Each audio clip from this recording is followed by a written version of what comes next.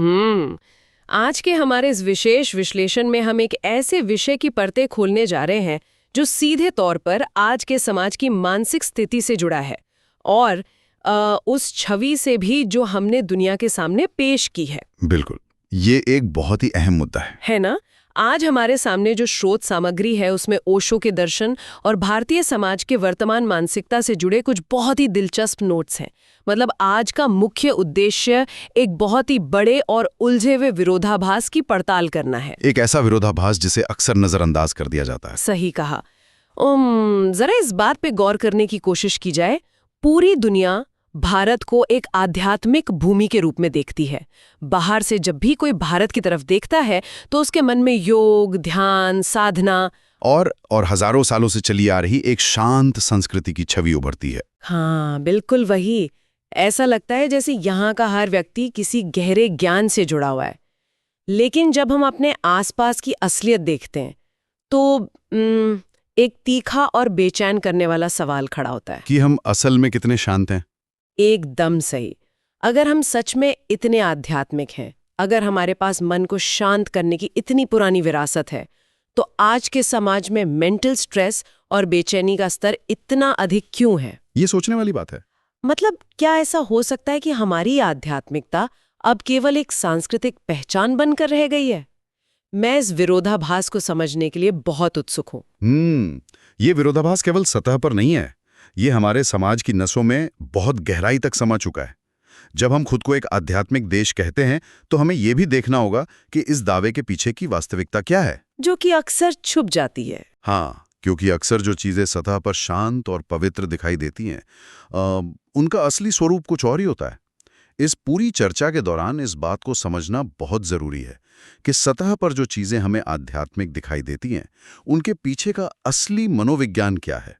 क्या समाज सच में शांत है या सिर्फ शांत दिखने का एक मुखौटा पहन लिया गया है? बिल्कुल। जो भी श्रोता इस चर्चा से जुड़े हैं, उनके लिए ये जरूरी है कि वे खुले दिमाग से इन विचारों को सुनें, क्योंकि हम कुछ ऐसी स्थापित मान्यताओं को खंगालने वाले हैं जिन्हें अक्सर बिना सोचे समझे सच मान लिया जाता है। तो चलिए इस मुखौटे वाली बात को थोड़ा और विस्तार से देखते हैं। रोजमर्रा की जिंदगी के ठोस उदाहरणों पर अगर नजर डालें तो हमारे आसपास ऐसे कई लोग हैं जो हर सुबह नियम से मंदिर जाते हैं। हाँ, ये बहुत आम है।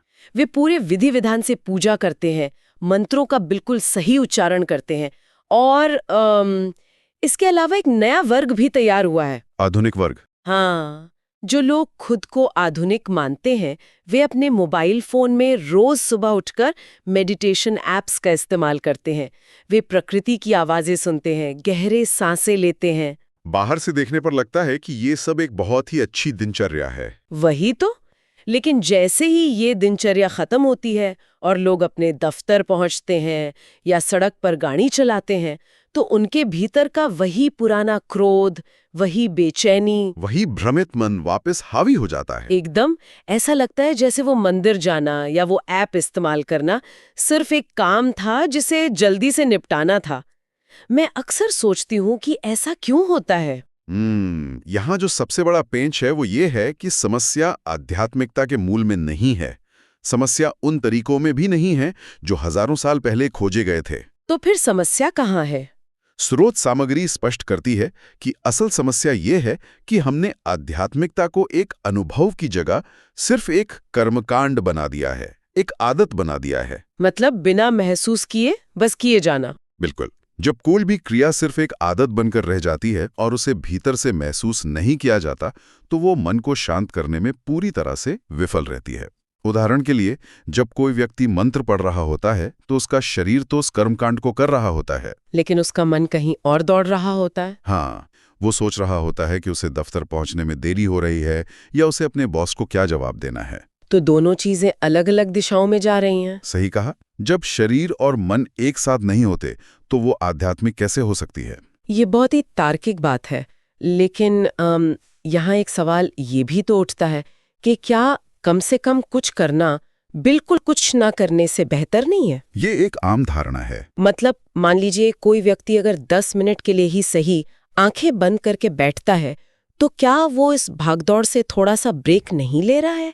क्या इस छोटे से प्रयास को पूरी तरह से खारिज किया जा सकता है? देखिए, प्रयास को खारिज नहीं किया जा रहा है, बल्कि उस प्रयास के पीछे की मंशा पर सवाल उठाया जा रहा है। मंशा। हाँ, अगर वो 10 मिनट का ध्यान भी सिर्फ एक चेकलिस्ट का हिस्सा बन गया है जिसे टिक करना है ताकि खुद को ये तसल्ली दी जा सके कि मैंने अपना काम कर लिया, तो वो शांति नहीं देगा। वो बस एक और काम बन गया है। बिल्कुल।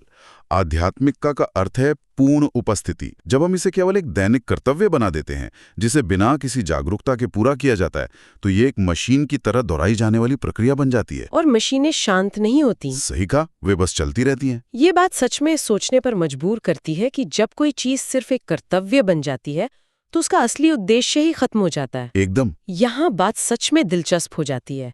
स्रोत सामग्री में एक और बहुत ही अहम पहलू की ओर इशारा किया गया है। आज के दौर में आध्यात्मिकता अक्सर एक बचाव का तरीका बन गई है, एक एस्केप मैकेनिज्म। भागने का रास्ता। हाँ, इसे रोजमर्रा की जिंदगी में बहुत आसानी से देखा जा सकता है। जब किसी को कोई बड़ा तनाव होता है, मान लीजिए कि नौकरी जाने का डर है या कोई आर्थिक नुकसान हो गया है, तो लोग अचानक से ध्यान करने बैठ जाते हैं। बिल्कुल। जब उन्हें अपने भविष्य को लेकर डर लगता है तो वे पहले से कई ज्यादा पूजा पाठ करने लगते हैं। ऐसा लगता है जैसे आध्यात्मिकता जीवन का सामना करने के लिए नहीं है, बल्कि जीवन की मुश्किलों से भागने और छिपने का एक साधन बन गई है। हाँ, दर्द हुआ तो दवा खा ली, डर लगा तो भगवान को याद कर लिया।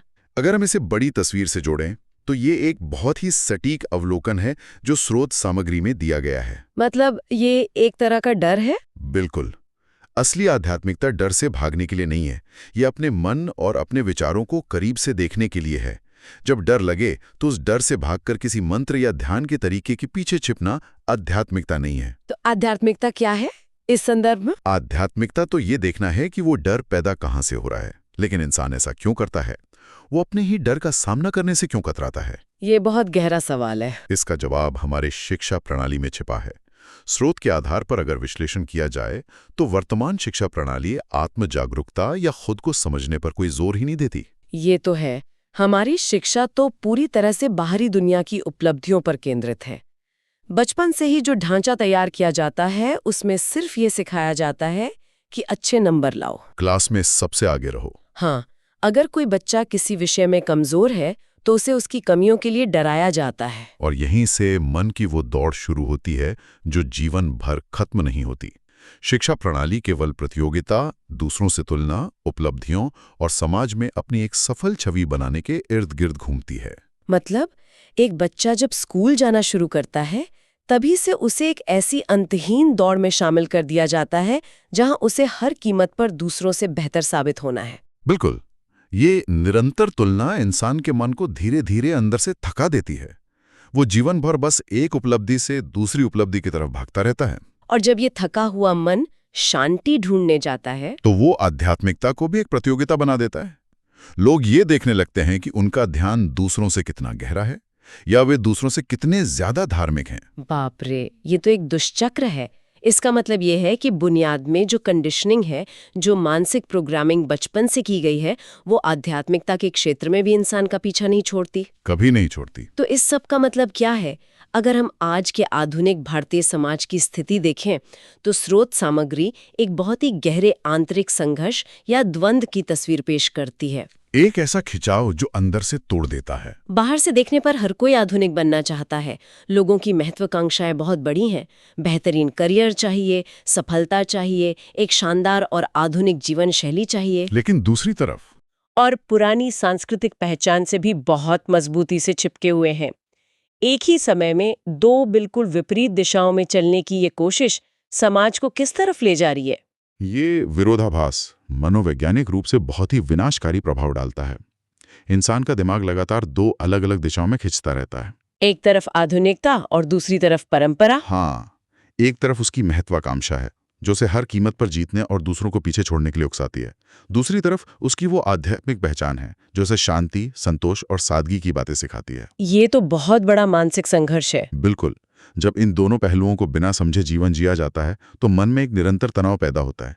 सोचिए, एक व्यक्ति जो दफ्तर में सफलता पाने के लिए हर तरह के दाव पेच आजमाता है और फिर शाम को घर आकर मन की शांति के लिए प्रार्थना करता है। ठीक कहा। ये एक ऐसा विरोधाभास है जो कभी सुलझ नहीं पाता। यही लगातार चलने वाला खिंचाव धीरे धीरे गहरे मानसिक तनाव का रूप ले लेता है। ये एक ऐसा सच है जिसे स्वीकार करना थोड़ा मुश्किल हो सकता है। लोग अक्सर समझ ही नहीं पाते कि सब कुछ हासिल करने के बाद, एक अच्छी नौकरी और सुख सुविधाओं के बावजूद वे इतने दुखी और बेचैन क्यों हैं। क्योंकि बुनियादी इस खिंचाव पे टिकी है। और इसी बेचैनी को दूर करने के लिए लोग फिर से ध्यान और योग के उन्हीं तरीकों की तरफ भागते हैं जिन्हें वे एक तकनीक मानते हैं। जो कि एक बहुत बड़ी गलतफहमी है। हाँ, यहाँ स्रोत सामग्री में ओशो का जो नजरिया दिया गया है वो इस पूरी धारणा को पलट के रख देता है। ओशो के अनुसार ध्यान कोई ऐसी तकनीक नहीं है जिसे बस 10 या 15 मिनट के लिए किया और काम खत्म हो गया। ये एक महत्वपूर्ण सवाल खड़ा करता है हमारी वर्तमान समझ पर। आजकल की जो मानसिकता बन गई है कि मैंने अपना आज का ध्यान पूरा कर लिया है, ओशो उसे सिरे से नकारते हैं। मैं इस पर आपके विचार जानना चाहूंगी। ओशो का दर्शन इस मामले में बहुत ही स्पष्ट है। वे ध्यान को एक क्रिया या ऐसा काम मानते ही नहीं जिसे एक तय समय के लिए किया जाए। उनके अनुसार ध्यान वास्तव में जागरूकता की एक अवस्था है। एक स्टेट ऑफ अवेयरनेस। बिल्कुल। ये कोई ऐसी चीज नहीं है जिसे आप सुबह करते हैं और फिर भूल जाते हैं। ये आपके जीने का एक ढंग है। इसका असली अर्थ है अपने हर विचार, अपनी हर भावना को बिना किसी फैसले के देखना। बिना किसी फैसले के देखना। इस बात को अगर जमीनी स्तर पर समझने की कोशिश करें तो ये कैसे संभव है? क्योंकि आमतौर पर इंसान का दिमाग तो हर चीज पर तुरंत एक ठप्पा लगा देता है कि ये विचार अच्छा है और ये विचार बुरा है। यही तो वो कंडीशनिंग है जिसके बारे में हम बात कर रहे थे। हम अपने ही दिमाग के अंदर एक जज या एक ट्रैफिक पुलिस वाले बन जाते हैं जो बुरे विचारों को रोकने या भगाने की कोशिश करता है। और यही सबसे बड़ी भूल होती है। ओशो के दर्शन के अनुसार जब हम विचारों से लड़ते हैं तो हम उन्हें और ताकत देते हैं। मतलब उन्हें दबाना नहीं है। नहीं, ध्यान का अर्थ है सड़क के किनारे खड़े होकर गुजरते हुए ट्रैफिक को देखने जैसा। आप सिर्फ वहां खड़े हैं और कारों को आते जाते देख रहे हैं।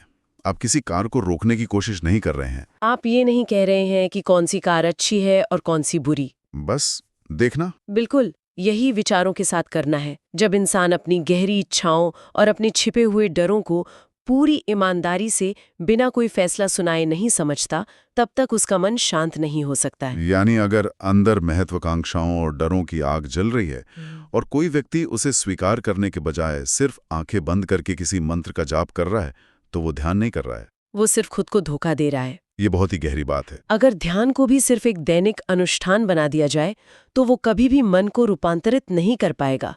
वो सिर्फ अहंकार की सूची में एक और उपलब्धि जोड़ देगा कि मैं रोज ध्यान करता हूँ। और जो मुख्य समस्या है वो वहीं की वहीं रह जाएगी। हाँ, ये उस मानसिक प्रोग्रामिंग को नहीं तोड़ पाएगा जो वास्तव में दुख और बेचैनी का असली कारण है। तो अगर हम इस पूरी चर्चा के निष्कर्ष की तरफ बढ़ें तो जो मुख्य बात सामने आती है वो ये है कि भारत की आध्यात्मिकता की जड़ें बहुत गहरी हैं, लेकिन आज के समय में उस आध्यात्मिकता को जीने के लिए सिर्फ पुरानी परंपराओं का पालन करना काफी नहीं है। परंपराएं अपने आप में बुरी नहीं हैं, लेकिन बिना जागरूकता के वो खोखली हैं। सही बात है। अगर सिर्फ इसलिए कोई कर्मकांड किया जा रहा है क्योंकि वो सदियों से होता आ रहा है, तो वो बेमानी है। इसके लिए जागरूक जीवन या कॉन्शियस लिविंग की कला को अपनाना होगा। पूरी तरह से सहमत हूँ। ध्यान का मतलब दुनिया को भूलने की कोशिश करना नहीं है, बल्कि अपनी मानसिक कंडीशनिंग को समझना है। ये समझना है कि हमारे विचार, हमारी इच्छाएं वास्तव में हमारी अपनी हैं भी या नहीं।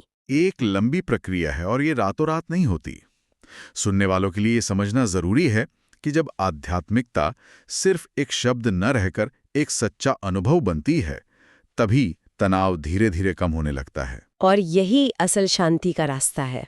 स्रोत का ये निष्कर्ष बहुत ही महत्वपूर्ण है कि भारत की अगली आध्यात्मिक क्रांति अब बाहर मंदिरों में या नए कर्मकांडों में नहीं होने वाली है। तो वो क्रांति कहाँ होगी? वो क्रांति अब सीधे मानव चेतना के अंदर होगी। ये एक ऐसी क्रांति होगी जहां व्यक्ति खुद को समाज की दी हुई प्रोग्रामिंग से आजाद करेगा और हर पल को पूरी जागरूकता के साथ जिएगा। मानव चेतना के अंदर की क्रांति, ये आज के समय की सबसे बड़ी जरूरत प्रतीत होती है।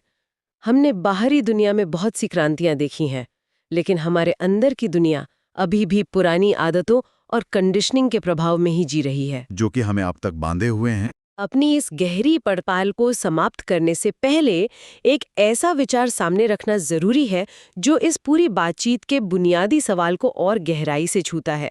ये श्रोताओं के लिए खुद से पूछने वाला एक सवाल है। वो क्या है?